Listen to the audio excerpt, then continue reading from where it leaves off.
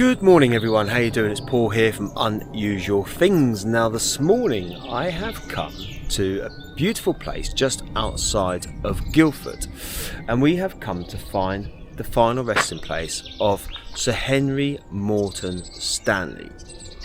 Now Sir Henry Morton Stanley, I will tell you some more information on real soon. But he was an explorer, he was an author, he was a politician, he served in some bizarre parts of the military in America, which I will tell you about. So he's got a real interesting life, and where most of you will probably know him from, especially if you're of a certain age like me, it's probably an old advert where a character walks up to another character and says, "Dr. Livingstone, I presume." Well, Sir Henry Morton Stanley, have I just knighted him? Henry Morton Stanley was that man, apparently, that said Dr. Livingstone, I presume. I'll tell you a bit more about that soon, because there was a little bit of did he, didn't he. But a beautiful churchyard. We'll have a little walk around. I'll give you some information. Now, don't forget, if you like the video today, please give it a thumbs up. If you haven't done so already, subscribe to the channel. It's absolutely free. It does not cost you a single thing. And if we can, we will get the drone up today as well. Fingers crossed, if the weather holds out nice. So we'll have a little walk around. I'll tell you some information. And don't forget, if you haven't done so already, hit the thumbs up, like, subscribe, all the usual stuff. And we'll carry on now. I'll tell you a little bit more about him. Sir Henry Morton Stanley GCB, born John Rowlands, 28th of January 1841 to the 10th of May 1904, was a Welsh-American explorer, journalist, soldier, colonial administrator, author and politician, who was famous for his exploration of Central Africa and his search for missionary explorer David Livingstone. Henry Stanley was born as John Rowlands in Denbighshire, Wales. His mother, Elizabeth Parry, was 18 years old at the time of his birth. She abandoned him as a very young baby and cut off all communication. Stanley never knew his father, who died within a few weeks of his birth. There is some doubt as to his true parentage, as his parents were unmarried. His birth certificate describes him as a bastard.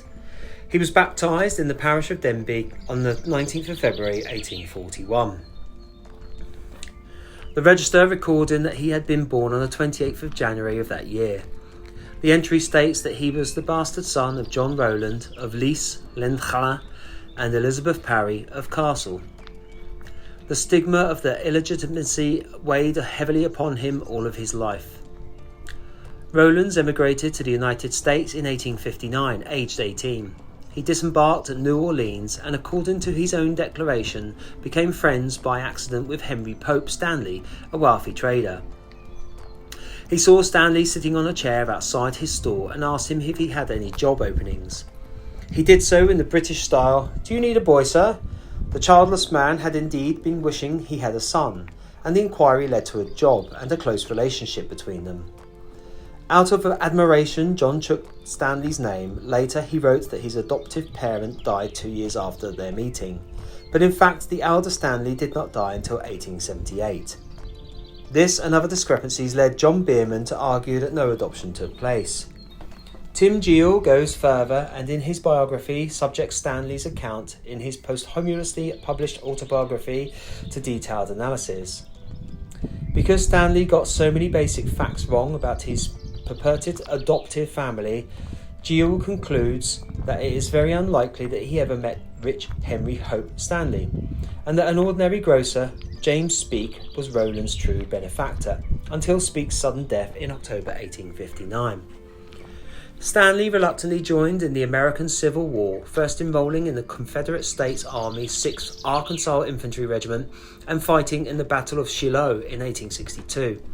After being taken prisoner at Shiloh, he was recruited at Camp Douglas, Illinois, by its commander, Colonel James A. Mulligan, as a galvanized Yankee. He joined the Union Army on the 4th of June 1862, but was discharged 18 days later because of severe illness.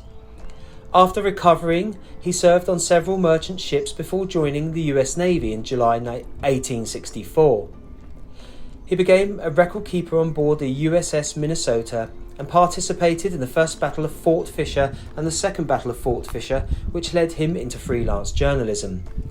Stanley and a junior colleague jumped ship on the 10th of February 1865 in Portsmouth, New Hampshire, in search of greater adventures.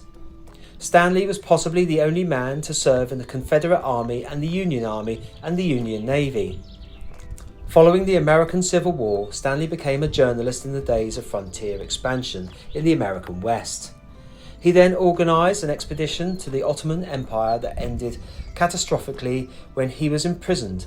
He eventually talked his way out of jail and received restitution for damaged expedition equipment. In 1867, the Emperor of Ethiopia, Tewodros II, held a British envoy and other hostage, and a force was sent to effect the release of the hostages. Stanley accompanied that force as a special correspondent of the New York Herald. His report on the Battle of Magdala in 1868 was the first to be published, as he had bribed a telegraph operator to send his story first, even before the official army report. After his message was sent, the cable broke. British government officials were greatly irritated to learn the battle from an American newspaper.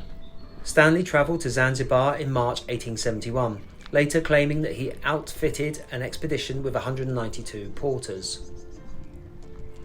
In his first dispatch to the New York Herald, however, he stated that his expedition numbered only 111. This was in line with figures in his diaries. James Gordon Bennett Jr., publisher of the New York Herald, funder of the expedition, had delayed sending to Stanley the money he had promised, so Stanley borrowed the money from the United States Council. During the 700-mile expedition through the tropical forest, his thoroughbred stallion died within a few days after a bite from a tsetse fly. Many of his porters deserted, and the rest were decimated by tropical diseases. In 1872, Stanley found David Livingstone on the 10th of November 1878 in Ujiji near Lake Tanganyika in present-day Tanzania. He later claimed to have greeted him with the now famous line, "Dr. Livingstone, I presume." However, this line does not appear in his journal from the time. The 2 pages directly following the recording of his initial spotting of Livingstone were torn out of the journal at some point, and it is likely that Stanley simply embellished the pithy line some time afterwards.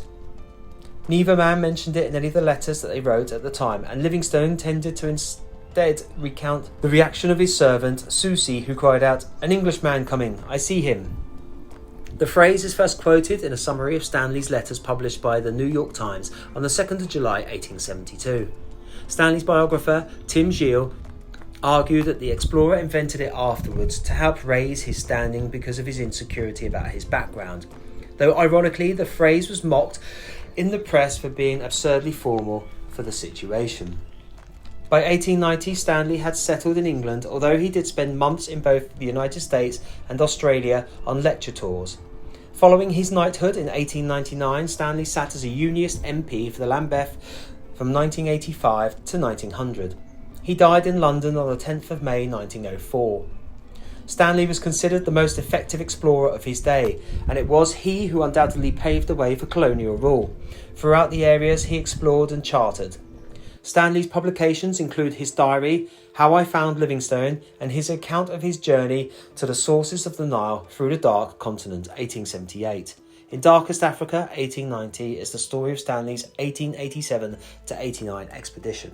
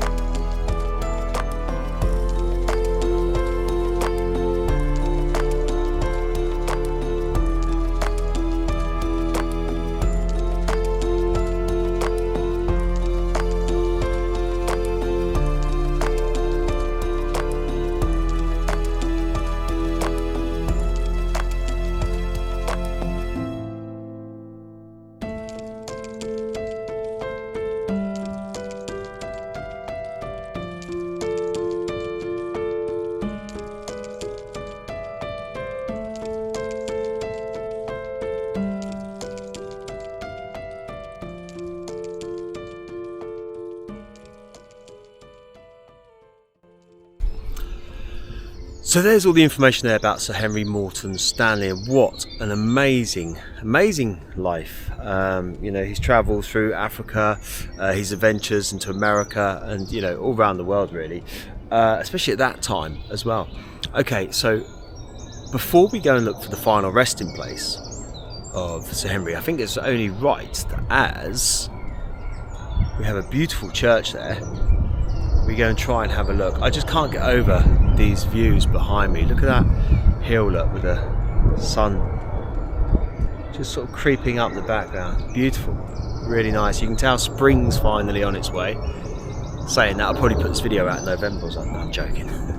Okay, we're going to have a little look at the church, shall we? See if we can get in.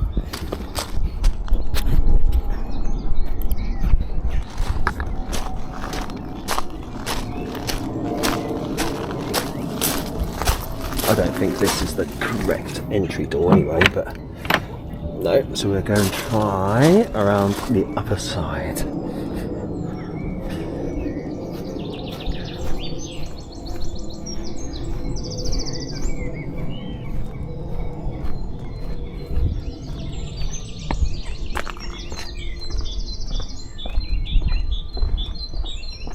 Let's try this part here, looks like the main entrance. Keep our fingers crossed. Please close the doors behind you. Stop birds becoming trapped in the church, of course. No.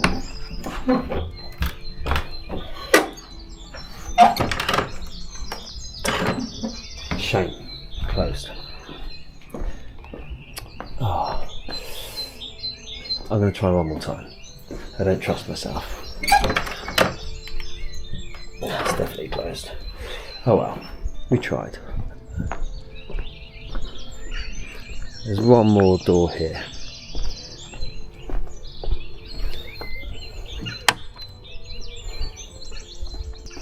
We tried to get in.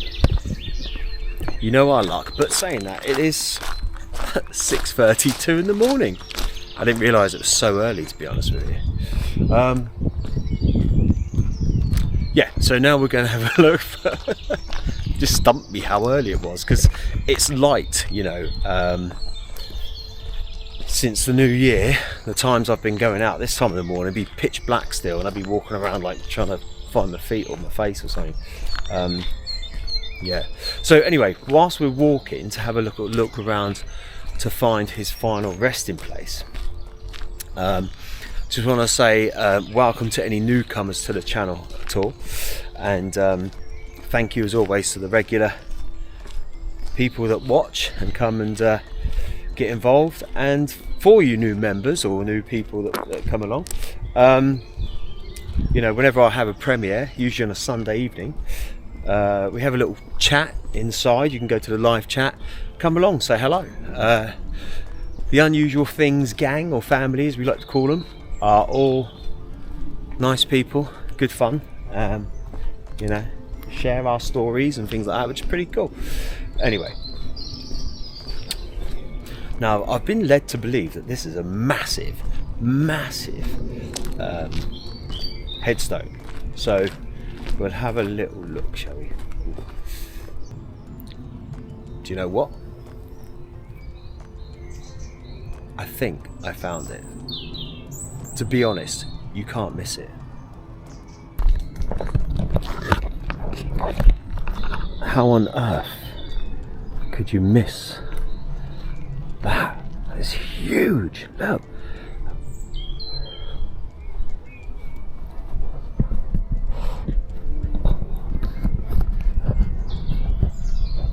That is massive. It really is. I'm going to put some context to it for you. I'm going to go and stand next to it. Okay, so I'll put this here and hope the camera doesn't fall over. Okay, so I'm going to come and stand next to it. Bearing in mind I'm 5'10". How tall is that? Right, we have to come back round to read it. Now there it says Henry Morton Stanley Bulamatari, I think that says, or Bulamatari, 1841 to 1904, Africa and can't quite work that last bit out. And so, and his wife. I can't read that little bit, but I'll read the bottom bit underneath. Denzel Morton Stanley, 1895 to 1959.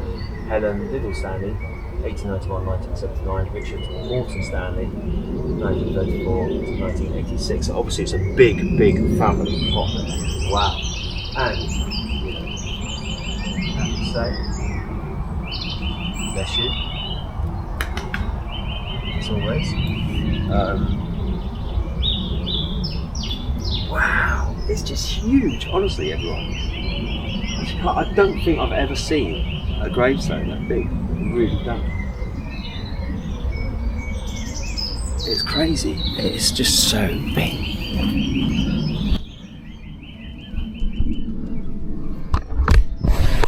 Coming a bit closer so you can all have a look.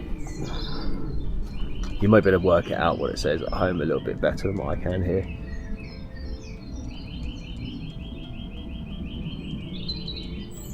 Oh, right, okay.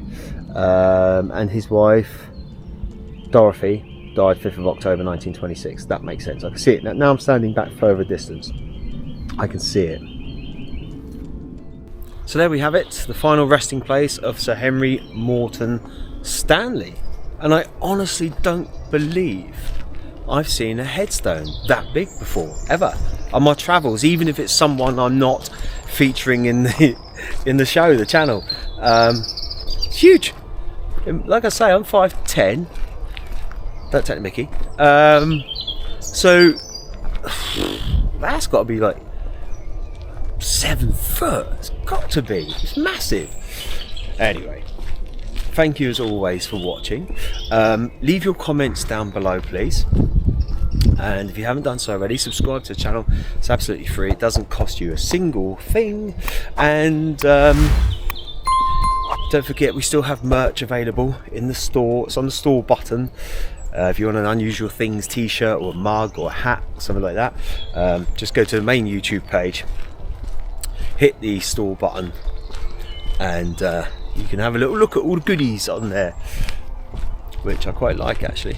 Anyway, thank you. This is a beautiful place just outside Guildford.